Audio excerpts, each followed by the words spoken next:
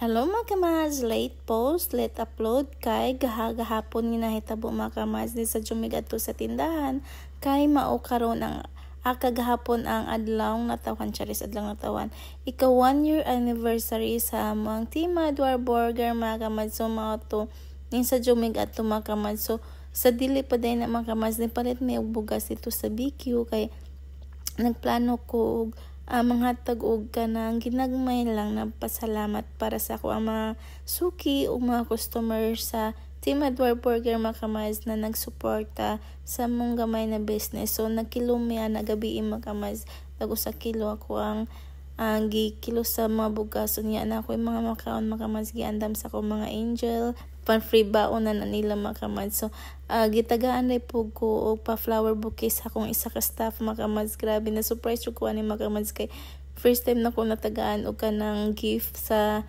staff na ko mga kamads. So much appreciated jud ka jud ni Rhea ang ijang paggahin og time og effort na paghimo ani mga kamads na paghatag ni Janam og flower bouquet. And morning mga kamads, pag human ako o pa-picture sa ako mga staff o panghatag sa ilahang mga kanang gift na ko po nila is nagplastar na po ko diring mga bugas mga kamads sa tubangan.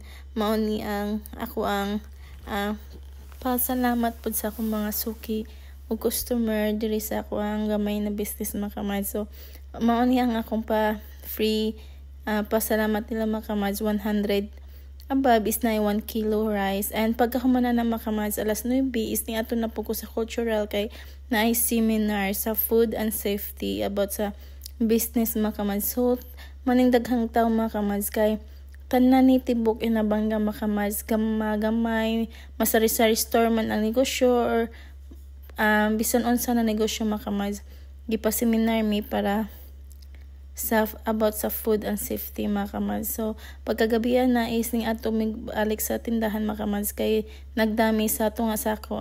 Kay nahurot naman kaganina ang usa ka sako namong gidala mga kamads. Daghan kadyong salamat.